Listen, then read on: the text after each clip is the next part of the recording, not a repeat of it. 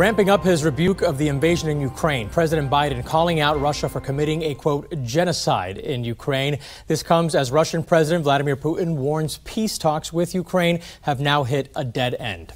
Joining us now, attorney Karen Conti. Karen, good morning. Hi. So we've all seen these images coming out of Ukraine. President Biden and leaders around the world denouncing Russia's actions there.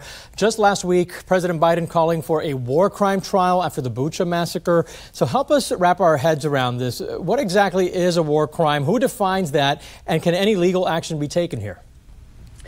War crimes are violation of the rules of law and the rules of war. And those, it's dictated by many statutes and treaties that are humanitarian in nature. And you're going to hear the Geneva Convention and the Rome Statute among those laws. And what we're talking about is the systemic killing of citizens, the systemic bombing of property that's not military related, torture of prisoners, using certain weaponry, killing POWs, sexual crimes and torture. Those are all war crimes, and it's pretty clear from the experts who are looking at this that that is going on now in Ukraine. Now, are only leaders responsible for this? Would it just be Vladimir Putin? Or what about the soldiers? Some would argue that they're just following orders, but they're the ones out there allegedly doing these things, right? The obedience to order defense is very limited for soldiers. Soldiers have an affirmative obligation under statute and treaties to disobey illegal orders. So if if Putin and their military leaders are telling them to do things that are war crimes and violation of these treaties, then they can be held responsible too.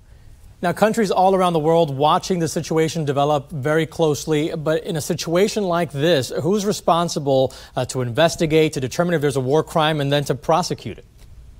There are numerous tribunals, the International Criminal Court and the International Court of Justice. Those are both in The Hague, which is the Netherlands. And those are set up to do this kind of thing, this investigation and charging and bringing leaders to justice.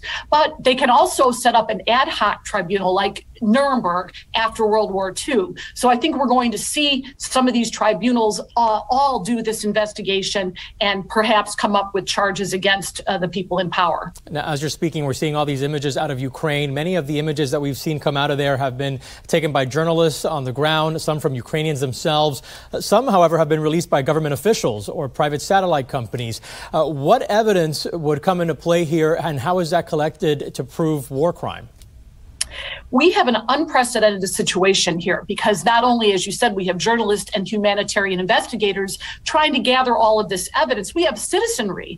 And there are apps. There are about 15 apps. One is called Eyewitness to Atrocities, and it will actually let people on the ground upload to the cloud videos and photographs with embedded metadata. So these images are very authentic and can be used at these trials. So we have an unprecedented amount of evidence in this case. Yeah, I think a lot of people don't realize that when you take a picture with your iPhone, that metadata, as you call it, that's in the information that shows where it was taken, at what time.